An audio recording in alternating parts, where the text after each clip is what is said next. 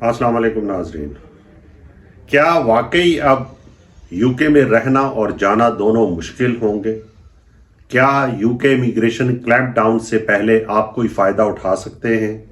Immigration minister ने resign कर दिया है। जी हाँ, ये दोनों बातें सच हैं, बल्कि इमिग्रेशन मिनिस्टर के रिज़ाइन की बात भी सच है। नाजरीन, इस तारीखी कवानीन में तब्दीली की वजह से आज इस मौजू पर बात करनी पड़ रही है। यूके इमिग्रेशन में तब्दीलियों की सरगोशियां अब उनकी पार्लियामेंट में होम सेक्रेटरी जेम्स क्लेवरी ने डिटेल से बहस शुरू कर दी है। इन तमाम नए यूके इमिग्रेशन के कवानीन का इतलाक नेक्स्ट स्प्रिंग 2024 यानी मार्च 2024 से शुरू होने के लिए जा रहा है। यूके कवानीन के बारे में मालूमात हासिल करने के लिए किसी तरह की एक्सपर्टीज की जरूरत नहीं है, क्योंकि अब ये जुबान ज़दे आम है और आप हर तरह की डिटेल इंटरनेट और न्यूज़ से हासिल कर सकते हैं।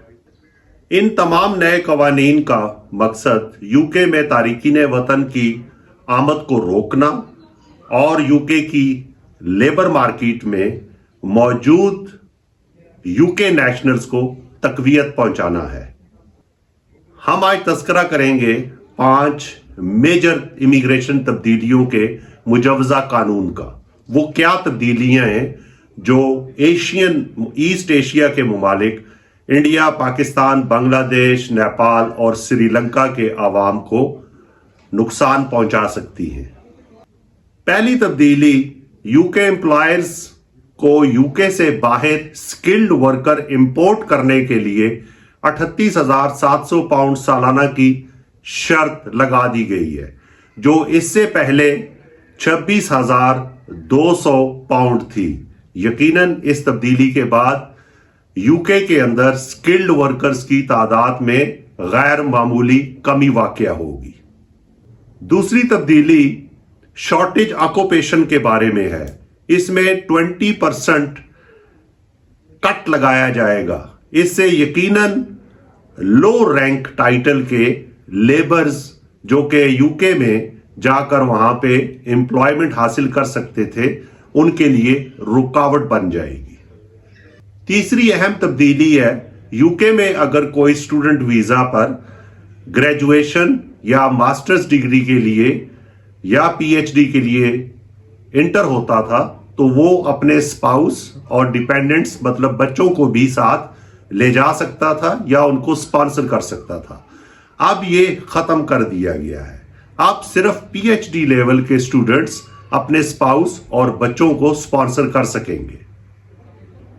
इससे पहले केयर वर्कर्स अपने डिपेंडेंट्स को स्पॉन्सर करके यूके में बुला सकते थे या अपने साथ ले जा सकते थे। अब ये खत्म कर दिया गया है। कोई भी केयर वर्कर जो है वो अपने डिपेंडेंट्स या स्पाउस को यूके में स्पॉन्सर नहीं कर सकेगा और ना अपने साथ रख सकेगा। दूसरी और अहम तब्दीली जो होने जा रही है उसके मुताबिक कोई भी यूके नेशनल अपने स्पाउस या डिपेंडेंट्स को स्पॉन्सर नहीं कर सकेगा अगर उसकी सालाना आमदनी 38,700 पाउंड से कम है। इससे पहले 18,000 पाउंड सालाना आमदनी वाले अपने स्पाउस या रिलेटिव्स या डिपेंडेंट्स को यूके में स्पॉन्सर करके बुला सकते थे। इसके अलावा इमिग्रेशन हेल्थ सरचार्ज जो कि इससे पहले 624 पाउंड अदा करना पड़ता था, अब इसको बढ़ाकर 1,035 पाउंड कर दिया गया है। ब्रेक्सिट के बाद मुजवजा तब्दीलियां अगर यूके इमिग्रेशन सिस्टम में कर दी जाती हैं तो इनके क्या असरात पड़ेंगे? अब ये एक सवालिया निशान है। लेबर मार्केट को इससे फायदा पहुंचेगा या वो डिक्लाइन की तरफ जाएगा?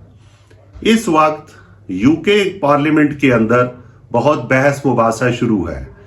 एक मुजवजा तब्दीली ये भी है कि कोई भी जो यूके में अजाइलम के लिए अप्लाई करेगा उसको यूके में नहीं बल्कि रवांडा में भेजा जाएगा और रवांडा में उसको प्रोटेक्शन दी जाएगी।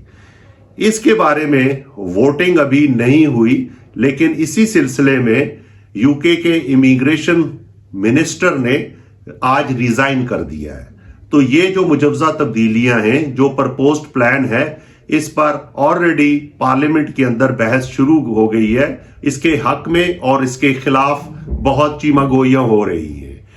ये सब तब्दीलियां यूके के प्राइम मिनिस्टर नेक्स्ट इलेक्शन जो कि 2024 में होने के लिए जा रहा है, उसमें अपनी जीत को यकीनी बनाने के लिए करना चाह रहे हैं। इसका ज्यादा नुकसान ईस्ट एशिया के ममालिक इंडिया, पाकिस्तान, बांग्लादेश और नेपाल के लोगों को होगा। अब ये मुस्तकबिल में देखने की बात है कि इसका नुकसान यूके की मार्केट को, एम्प्लॉयमेंट और लेबर मार्केट में पॉजिटिव होता है या नेगेटिव होता है। हम जरूर इसके बारे में आइंदा बात करेंगे। आप जहां भी हैं खुश रहें।